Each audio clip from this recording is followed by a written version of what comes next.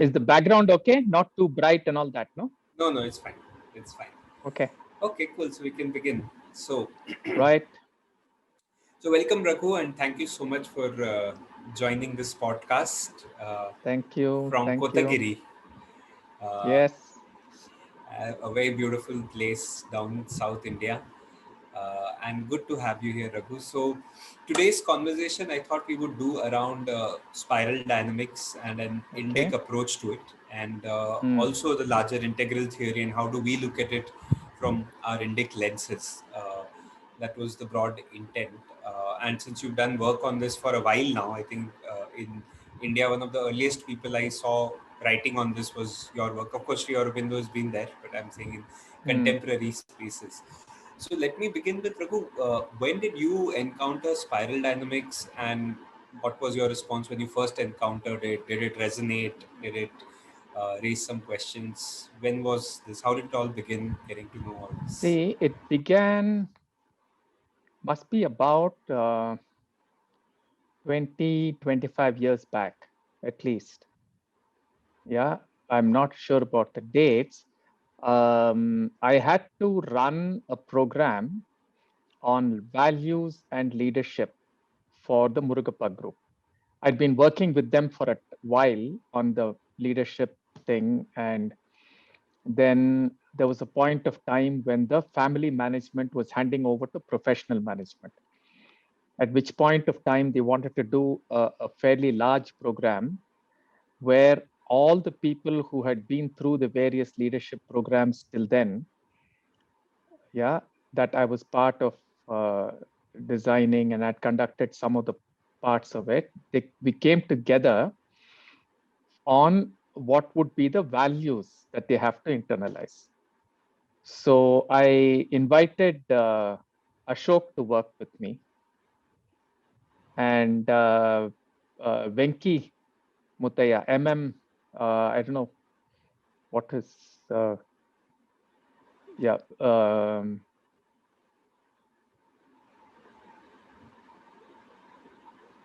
Venki, Venki Mutaya. That's how we call him, no? One of the family members. He was anchoring it from the family side. Yeah. So when we had a dialogue, what Ashok did was he said, let's use this old framework that he had worked on when he was in ASCII, which was Clay Graves' framework of values. So we went through that and we started working with it. Right? It was very meaningful for two reasons. One, it is not a prescriptive framework. And secondly, it allows for a lot of self-reflection. At least the way Ashok and I were working with it, it allows for a lot of self-reflection. And then I actually encouraged Ashok to keep, to see how we can work with it. Then Ashok went on to create an Indic version, his understanding of it, because while there are some similarities, there are also a lot of differences in the way we look at life, we look at the world, and the way the Western theories in general look at the whole thing. Right? Ours is much more open. It's not very linear.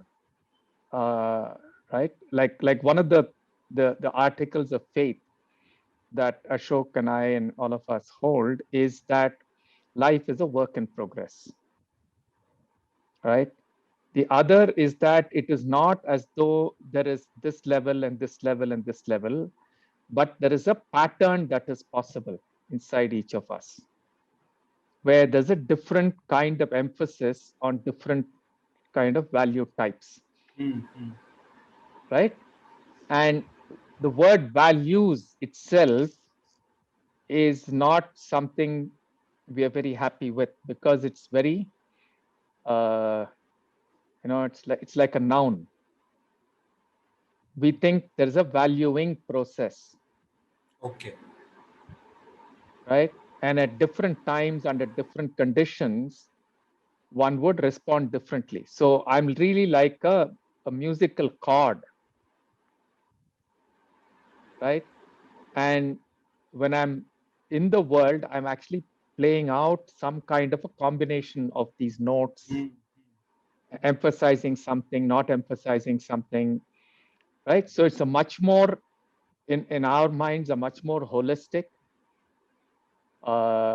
way of looking at the human being.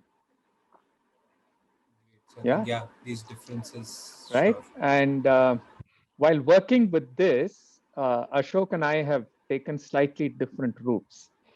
Ashok has gone more and more into defining the values, defining the universes, and so on. And while working with him, I have been more fascinated with the roles that each of these universes will uh, will nurture, right? Because not because I differ with him in any way, but talking about the roles is a little more tangible than talking about the universes, right? For example, what is referred to, I don't remember the colors in the spiral dynamics, but what we refer to as ecological, right? There's a level that we refer to as ecological, right? Now that the possibility of somebody like a Nakula, right, who has strong Nakula propensities, will flower when there is a the ecological processes of living and valuing and so on are predominant, then the Nakula type of role will, Will thrive. will yeah, will come alive, right? We have another universe which we call arena, which I think is red in the spiral dynamics. Yeah, the Bhima type of energy will come through. Right now, it doesn't mean that only Bhima will come alive. Right. So if I look at the Pandava archetypes, there's a certain kind of courage and arousal and competitiveness and so on. Each of the five will show it in different ways. Okay. But it's predominantly the Bhima type of propensity that is awakened. Yeah, in that. So we've looked at it in these terms. Sure. So, Raghu, just to complete this, there was also clockwork, which I think is blue, and then Hmm. there was network, which is orange, and ecological, I think, is the green, and then there is an integral. Green, holonic, Integral is what the we call holonic. Yeah, holonic, yeah, yeah. So, how would you and place the Pandavas in each of these then? Blue or clockwork would be more Yudhishthir then, Yudhishthira types, yes. uh, Sahadeva would be the network, or the orange value beam, orange types, yeah. and then Yeah, Arjun would be holonic, or Krishna would be holonic, Arjuna would be holonic. being able to Yeah, move. Krishna is not really an archetypal. I mean, he's not a human prototype. No, he's not a Mm-hmm. human archetype. Right, right. So we don't bring him in unnecessarily. Sure. Okay. Great. So you were able to convert these at the level of roles and see what. I work a little more emphasizing this. Ashok could emphasize the value thing a little more, kind of a thing. And the universes of belonging and roles and boundaries and Hmm. belonging and protection. So we've Yeah. even defined it very differently. Okay. Okay. Yeah. So we've defined the universes. Hmm. Like the first universe is the universe of belonging and what is that? Yeah, I'm forgetting.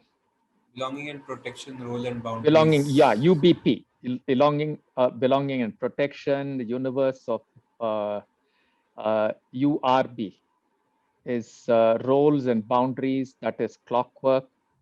And then there is the universe of There's a uh, duality and simultaneity duality and universe. simultaneously is holonic, right? And then uh, Is there some universe on achievement also, UBP, or yeah.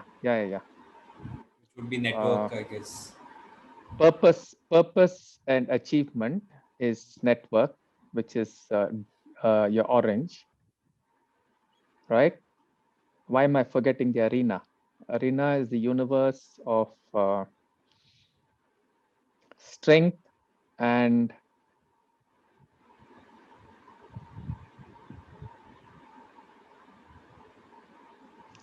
I'll just look it up here. No problems. The But so yeah, I'll probably also add links to the presentations that Ashok's given on these things also to map the universes. right, right, Uh, right. and Yeah. you have chosen to consciously, therefore, not work on universes, but roles and propensities that get invoked, Not work on. I'm emphasizing more of emphasizing more this. on those Yeah, yeah. than those. So, Raghu, then I think coming from there into just seeing at a cultural level, right? Because again, Western integral theory tends to also judge cultures based on value means. To say that sort of tribal cultures are purple magenta, or certain cultures in the Middle East are red, or religious cultures are kind of blue, and modern post enlightenment are orange. Like they have this layering, right? Yeah, and they'll always have the layering to make it sound as though they are the most advanced. No? Right, absolutely. So, So you have to look at it carefully. See, the way we would look at it is we would say there's a center of gravity in different cultures, right? Which means that there would be a whole range and there would be pockets of different kinds of combinations even within that. So giving a monolith kind of an idea is simplifying human beings to a level that doesn't really make sense. but even in center of Right? gravity, Raghu, they'll do the same, right? In the sense, place their center of gravity at say holonic or ecological, Yes, and other yes, they would. cultures. Yes, they would. So we have to look at it critically. Na? Yeah, yeah, See, for example, the US, which goes around bombing the rest of the world at the drop of a hat and says that my greatness and my security is more important than everybody else's, comes through as red, totally. yeah, Yeah. as red as it can get. Yeah, very predatory with everybody else. Yeah. So what does it mean when Ken Wilber or somebody says that we have a percentage of people in Yeah, at whatever those coral levels. Yeah, yeah, at those levels more than some other place or yeah, this or yeah. that? I just doesn't make sense to me. Hmm, hmm. Right. So there's also the lens through which it's being looked at. Sure. Yeah, like for example, I don't personally consider Western civilizations a great success. Yeah, because while at one level they've got great wealth and they've invested their wealth in various kinds of knowledge creation and so on and so forth, that wealth has been got at the price of genocides, at the price of cultural appropriation, all that, which is phenomenally violent. Hmm, hmm, Right. So what does success mean? What does development mean? hmm, hmm. Sure. Yeah. So uh, you know, uh, how do these so-called ecologically minded people countenance this kind of civilizational processes? Right. And what do they do? So, right. So every culture, I have a feeling, like any human being, when you look at yourself, you probably look at yourself in one way, which is more self-congratulatory than it needs to be. And if I look at you and if I look at another perspective, I might see some things that you're not conscious of. Hmm, hmm. Yeah, as True. elementary as a Johari window types. Yeah, yeah, yeah. No, I hear you, Raghu. So that's nice to know. So maybe good to then turn our gaze to our culture, because that's what I feel is worth No, being I think preoccupied. before we turn our gaze to our culture, I think we have to also look critically Hmm. at the spiral dynamics and all of this itself. The process itself, or the theory No, framework what itself. what is the theory? How these frameworks come to be created? Because when you're presenting it to me, you're placing it this is the Western theory kind of a Yeah, thing. That's yeah, how you started. yeah, yeah. Now, if you look at it carefully, now the one of the key people in this whole theoretical formulation is a person called Jean Gebser. Mm, mm, Now, he came to India just after the World War, right? He was a thinker, whatever. He came to India because he was depressed, severely depressed about the West, which any thinking human being would be after the World War, right? And he encounters Aurobindo, and his understanding of Aurobindo's philosophy and so on is what gives him the sense of hope. mm, And mm, he then talks about the whole World War, the entire set of events in terms that are very similar to Aurobindo, where Aurobindo talks about the coming of the supermind, the shifts that are happening at a very, very deep spiritual level, and that these are the consequences of very deep shifts that are happening. So he starts talking in evolutionary terms, which is very similar to Aurobindo, right? And he is the influence for many of these of these people, mm, mm, mm. right?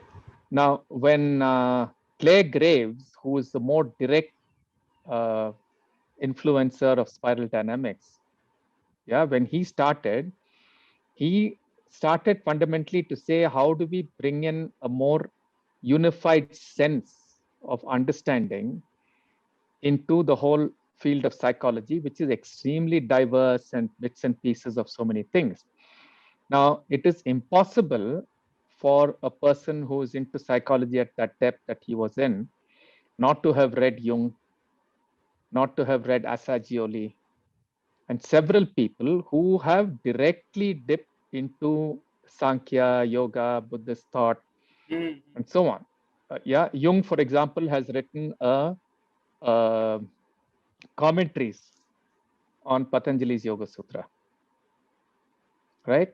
And as a person who knows Yoga Sutra, I wouldn't recommend his commentary as a very great commentary mm, mm, because, right, but interesting because he brings in some of his concepts and things like that.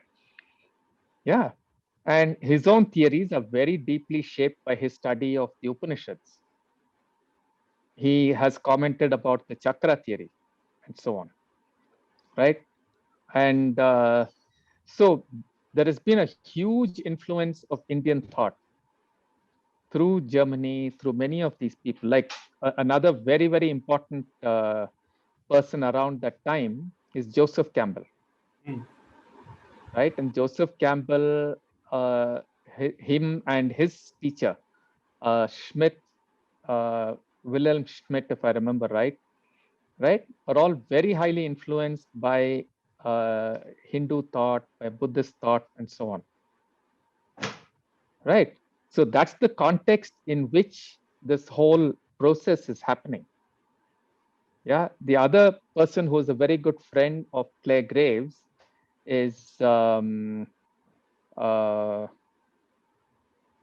who's the person who worked on the John Beck. hierarchy of need? No, hierarchy of Maslow, needs. Maslow, Abraham Maslow. Maslow. Abraham Maslow was very influeed by Joseph Campbell. He was very influenced by Alan Watts and so on. He actually spent a couple of years in the Big Sur, Mm, right? And the Big Sur was a center in America of looking at how Eastern thought and Western thought can dialogue with each other. Yeah. So the context in which this theory has grown is already rich with a huge amount of East-West dialogue. mm, mm, Yeah. And also the way Clay Graves went about it is also very, very interesting. Yeah. He first starts off by asking people to write an essay on uh, what is a mature human being or mm, who is a mature human being, right? To his graduate class students and things like this. So this is a research he's done over many years. So he works with all these essays that people write. And he first divided it into two sets of statements of what is maturity. So one set of statements have to do with things like saying people who can express, who can go and get what they want, right? A certain use of power are mature human beings. And there's another set of statements that talk about control of impulses, yeah, doing the right thing, yeah, being much more balanced within. These are the kinds of two sets of statements. And then he studies it further and he finds that people who come from different backgrounds, right, tend to say that one type of people are more mature than the other. For example, people who come from difficult inner city backgrounds, where if you have to survive, you have to be powerful. You have to be able to defend yourself. You have to be able to fight for what you want, right? Are all people who say that maturity is strength, let's say. And then he found that people with very strongly religious backgrounds would say the other. So he then starts to work for the first time very explicitly in the West about the social context in which a person is living and the response to that context as some kind of a dynamic. Yeah. Now, this, in one sense, would be fairly close to the Indian idea, which says that self doesn't exist as it is, but me as a self comes into manifestation in uh, in simultaneity with the context that I'm in.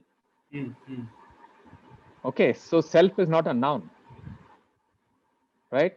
While the West tends to treat it as a noun, we don't treat self as a noun. It's a constantly emerging phenomenon. And there are certain patterns through which we manifest ourselves and emerge, and these patterns tend to get frozen. If the pattern tends to get frozen, we also say that this person will experience more and more dukkha. Yeah. Yeah. So then Clare Graves goes on to examine this further, and he said there are two sets in this express now, be strong, get what you want. One is express now for benefits now. Okay. The other one is says express, but express strategically. Right? Look at today, look at tomorrow, plan, strategize, and get. And the control kind of thing also has two. One of which says control yourself now for benefits later, which is like benefits in the heaven, literally. And the other group that says you modulate your behavior and be inclusive and sharing and so on, because that there are benefits in it now. There's a certain human contextual benefit now. So this is the way he goes on to build his theory, which is very, very interesting. Right?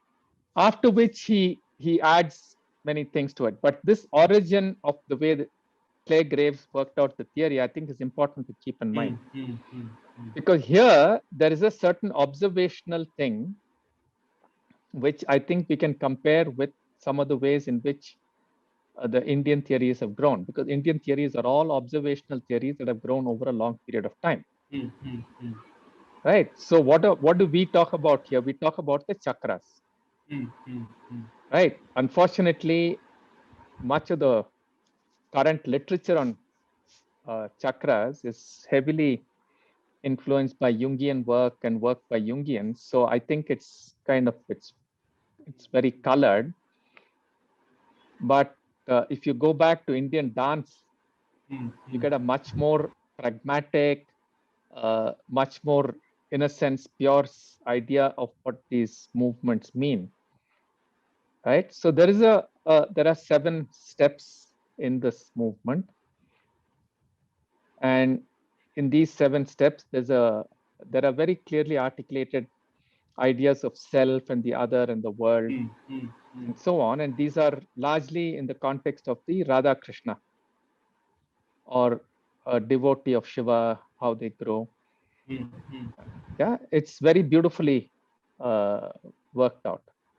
mm, So there are some similarities at some level, mm, mm. right? But there are all of these differences also Sure, sure.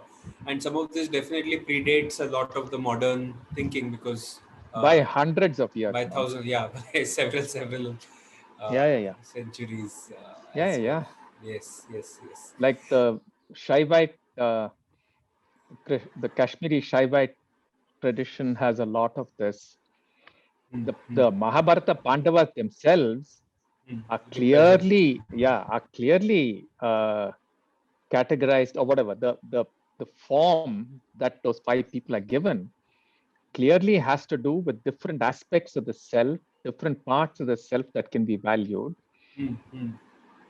Yeah, Sure. and so on. So this idea is very prevalent in Indian thought from way, way back. Right. It's interesting that Clay Graves has come upon it in a certain way with some empirical study. For example, if you compare what Clay Graves has to say now about the mature person, Krishnamacharya, my teacher, was very clear. He said that a mature person in the yogic context is somebody who can experience the navarasas Mm, mm, mm. while being constantly anchored in Shantam. Mm, mm, mm. Right now, this would be whatever choral or something in there Yeah, in Western yeah, terms. yeah, It's a yeah, very yeah, complete, very beautiful, yeah, very yeah. joyous understanding of a human being. Right, right, So right. ideas like this have been around for a long time. Yeah. And like many other things, they've been packaged and put into the world by the No, West or as the there have West. been some independent discovery also. Like for example, Jung, while he takes a lot from here, he also does independent work, no, of Okay, examining. So it's not just taken and repackaged, but there is a definite influence. okay, okay. At the same time, there are definite distinctions and differences. Hmm. Like you said, the distinction around how self is seen or how value Yes, versus valuing as a process and correct, patterns rather correct, than levels. correct. So some of The those other, the differences. other, I think, very important distinction, Abhishek, is it's fairly explicitly stated that Western psychology is doing third-person research. Hmm, hmm, hmm. So I, as a psychologist, I'm not doing any introspection. Right. Yeah, introspection was tried and set aside in Western psychology. It's relegated to philosophy. Even there is not taken very seriously, right? So it's more to describe you, to describe the other, and to describe something like that outside. Whereas yoga, which is Indian psychology fundamentally, is all about introspection. So when I look at, let's say, these 7 ways of being that are described in Indian dance, they are meant for me to look at myself and understand where I'm stuck and what is happening, Hmm, hmm, right? And my own movements within, and how appropriately can I deploy myself. Am I getting stuck? Am I seated in Shantam when I'm experiencing the hmm, world? Or is my center of gravity already shifted? Right. So if my center of gravity is shifted, let's say to Raudram, which is arousal, right? Chances are that my behavior will tend to be like Bhima, very impulsive, very action oriented, right? And so on. So these ideas are inherent in much of Indian thought and writing, hmm. Great. right? Including, I mean, there's a Buddhist parallel to this, no? Okay. The realm of the hungry ghost, the realm of the human being, whatever. They've got their own, which is very close to the uh, understanding of the chakras. Hmm. Yeah, and I think Ken Wilber honestly also says that he looked for patterns across several things and then kind of abstracted them to Yeah, make that he's integral. very explicit about it in his early writing, his indebtedness to Aurobindo, Hmm, hmm. and so on. Yeah. So, just wanted to bring this, Raghu, to how do we look at our own culture and currently which patterns are manifesting? How does one uh, work on a culture in a way that its patterns are healthier? Also, about the design of our culture, which seems to have its own wisdom deeply embedded into it, is how I was seeing some of how our wisdom traditions have codified and made it accessible to people. So, just from this whole lens of patterns and this whole lens of spiral dynamics, if I may put it, how would you look at our culture right now? Is it that certain tendencies are getting amplified, or how? What would be Indic way to looking at Indic culture, but keeping spiral dynamics in a little bit of a side view mirror? Let's keep Hume as a side view mirror. Okay, okay, the universes. Okay, sure, Yeah. sure. See, my own feeling is that um, for 2, 3 reasons. Now, one, we are a river valley civilization, and therefore our civilizations have grown in great deal of abundance. Hmm, We are forest civilizations, right? So unlike a Christ, when he goes into retreat, he goes into a desert, and all Western mythologies about people going into deep inner reflection and so on, the analogy is always going into a desert. hmm, hmm, As in the Indian mythologies, going into a period of self-reflection is always going into the forest. So Vanavasa, hmm, hmm, right? So symbolically, it's a culture that is fundamentally in an extremely rich place, right? And therefore, if you look at many of the basic values that we articulate, they're highly ecological. Yeah, Vasudhaiva Kutumbakam, Atiti Devo Bhava, hmm, hmm, right? These are all philosophies of or ways of being which accept the other in ways that are sharing, caring, friendly, offering, and so on, right? So this culture has had to experience people who came out of deserts,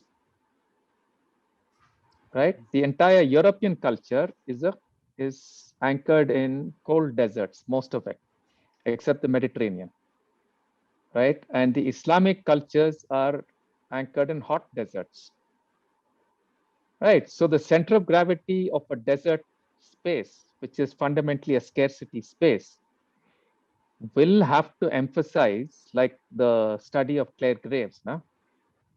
Saying you have to be strong, you have to go there and grab what you want, you have to take that and create wealth for yourself. Whereas in a place where there is plenty, hmm. what is the meaning of creating wealth for myself and hoarding? What It'll is the only need? rot. Yeah, yeah, It'll only yeah, rot. yeah, yeah, yeah. Right. So I might as well have fresh stuff which is growing all the while. Yeah. Hmm, So the whole context has to be understood in a slightly more geographical, historical way, is my way of looking at it. sure. Right. So it has been largely ecological. So if you go back into the history of how the Parsis came here, it's a story of an ecological culture. Hmm, You give them space and you say, okay, you do your thing, I'll do my thing, see how to add sweetness to this land. Beautiful, hmm, right? I'm quite certain if you went to the to any Western context, you'll be first treated as an alien. You go and land in America, the first thing you'll hear is aliens here and somebody else here, hmm, right? I'm quite certain we would say guests here and hmm, hmm. people from our land out here, right? The whole orientation of how you look at the other, how you look at resources is very, very different because of this, right? The Native American cultures are very much like Indian. Na? They said, come, there's plenty, and things like that. But the people who came didn't have the mind of sharing. So the center of gravity of Western cultures is definitely red, and which it would be, right? Any desert culture, they would have a very strong red and purple, if you ask me. There has to be great in-group cohesion and out-group violence and out-group aggression for acquiring things. Yeah, so in my understanding, we are today acting in envy of this red power, right? And because of penury, where we've been reduced to penury from a state of fair richness, our ecological context has become more and more conservative and is starting to look like purple, right? So the same mind which said, okay, you're if you're having a different way of looking at the world, come and live here, right? Let's work out how you and I are going to work together, because the resources are shared and so on. So there is a respect for the commons, there's respect for whom you are, there's a respect for who I am, and a lot of interface laws. So if you look at Indian conduct, the Yoga Sutra doesn't describe how you must behave in that sense. It says what are the interface rules. Ahimsa is an interface rule. Satyam is the way I speak to you, and so on. They're all interface rules, right?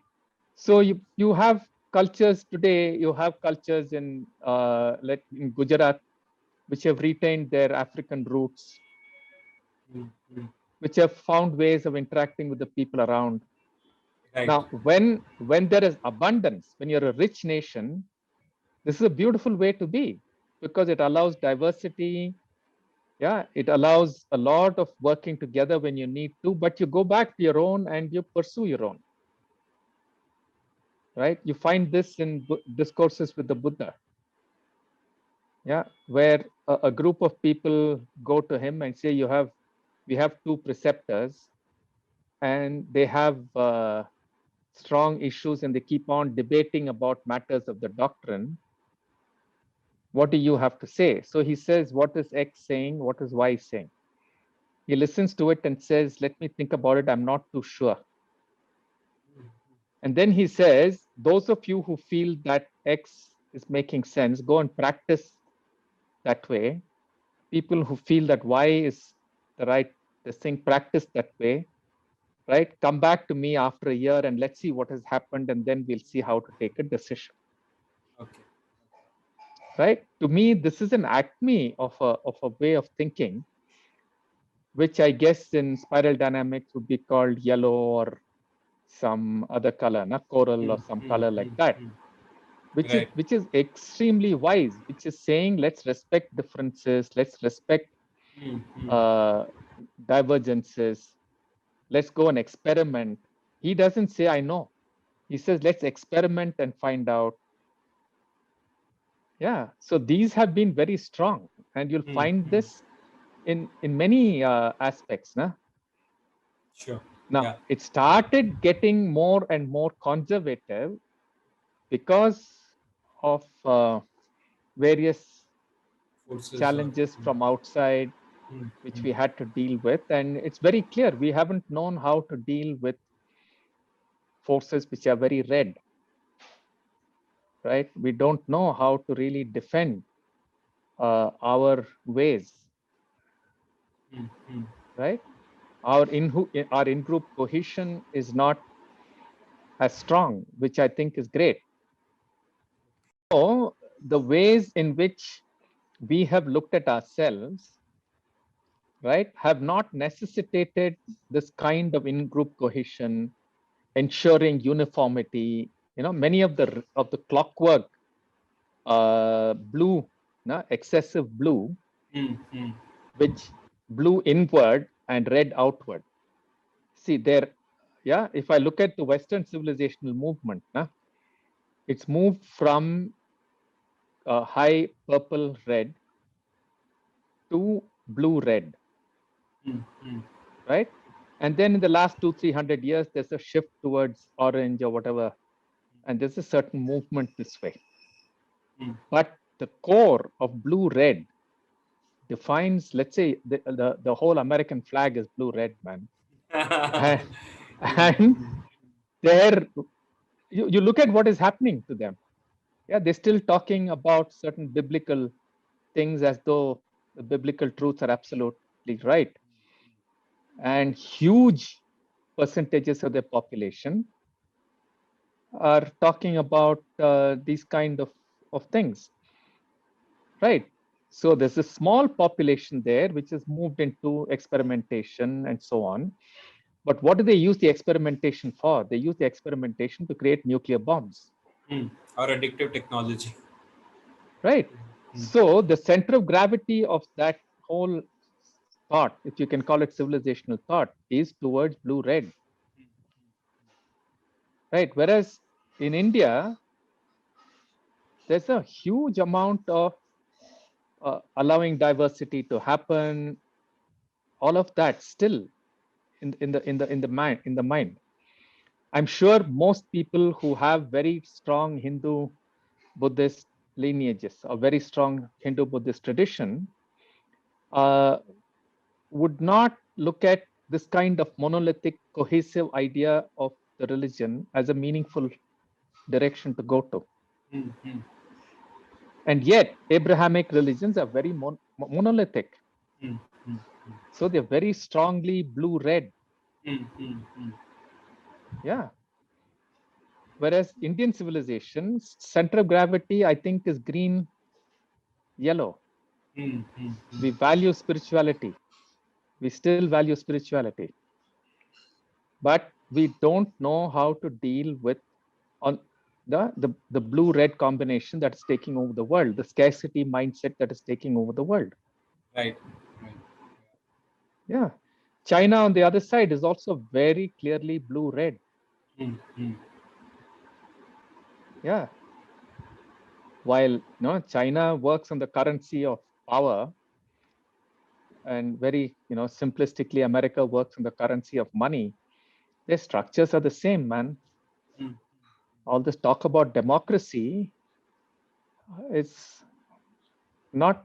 I mean, it's slightly dicey because it's so manipulated.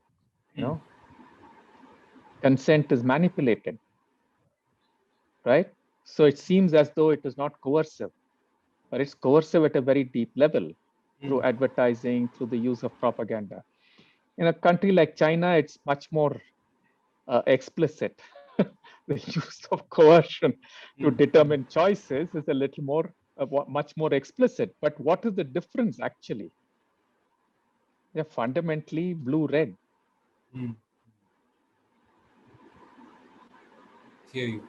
And for us, like you said, it's more a green-yellow civilization that now, in coping with a world which is red-blue, is Is struggling and going finding all its over the place. questions. Yeah, it's struggling. It's going all over the place. Yeah, It's yeah. becoming purple. It's becoming red.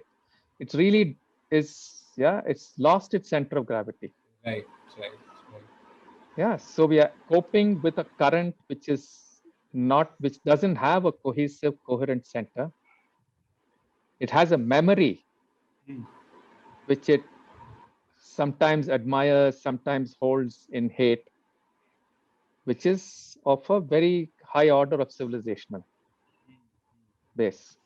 Yeah, even a controversial historian like Samuelson or whoever who's written about the clash of civilizations has a similar view.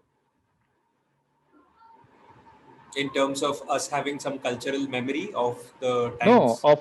of Indian subcontinent having had values that are high civilization, having to deal with the much more violent forms of civilization. Right. So I guess the message is to evoke the cultural memories and use those to uplift ourselves through the chaos that's unfolding, I guess, in the world. So any Yeah, final and thoughts on and this? and if we can go back in a time machine to tell Prithviraj Chauhan, buddy, when you fight and you win, it's okay to say go back and come once. But the second time, you act decisively and put an end To the to, yeah, yeah. yeah, to the So, enemies. yeah, going forward, na, my conviction is that, and the issue is not just with India, Abhishek, it is with all peoples who've had polytheistic understanding of life. Mm. Yeah.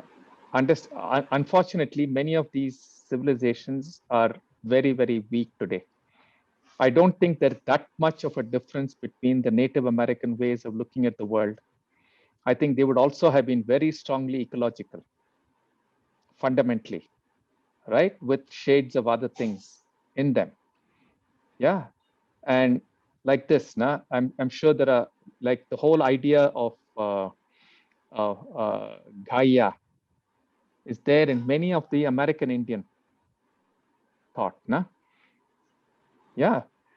So I'm not saying that this is exclusively Indian, but India is one of the few countries, civilizational continuities, which is still there. So we can talk about this continuity. Right. And I think going forward, unless the idea of dharma, which is the underlying, to me, the underlying form of, let's say, a blue value in a green yellow, if you look at the blue value from a green yellow location, it is dharma. It's dharma, Okay. Okay. right? Which is fundamentally, what is the question dharma is asking? It's repeated in the Mahabharata over and over again. What choices are you making in your action that sustain life, that allow you to flower, that allow others to flower around you, that nurtures the earth? This is the question that comes up over and over again. This is not a blue question. This is a green yellow Question said in a coral yeah. question, right? I think we have to return as human beings. This has to be the central question. If it is not, I don't see a future for humanity. Right? I mean, it should be obvious to people that acquisitiveness and the kind of you versus me kind of stuff that is outmoded, man. This is, it's not even Iron Age, right? And yet today, world politics is going back to some of these extremely, nationalism is what? It is just glorified purple. Right. Yeah, it's there all over the place. Yeah. Yeah. I mean, the entire Trump episode is a outpouring of A lot of purple and red. purple and red. Yeah, what's happening in Turkey? Yeah, what's happening in Russia? What's happening in China? Yeah, none of them are running on a dharmic question, and India is also moving that way. It's not as though we are asking terribly dharmic questions. And if this is if dharma is not the ground of choice making, and if acquisitiveness, which is fundamentally red, is the center of gravity of choice making, the earth is going to be desertified. Yeah. Right. The fires in Amazon will never be put out. Yes. Yeah, so the hope is that we'll have leaders and people who are more and more dharmic, I think, going ahead, and hopefully these Hopefully. words that you have and messages and all people, the work of people like you shall percolate into the culture and into consciousness. So I think with that intent, thank you so Yeah, much that's a for good intent. That's a yes, good intent, Abhishek. yes, and thank you so much, Raghu, for your time, Yeah. and we shall Thank continue many you. of these conversations. Thank you Sure. so Thank much. you.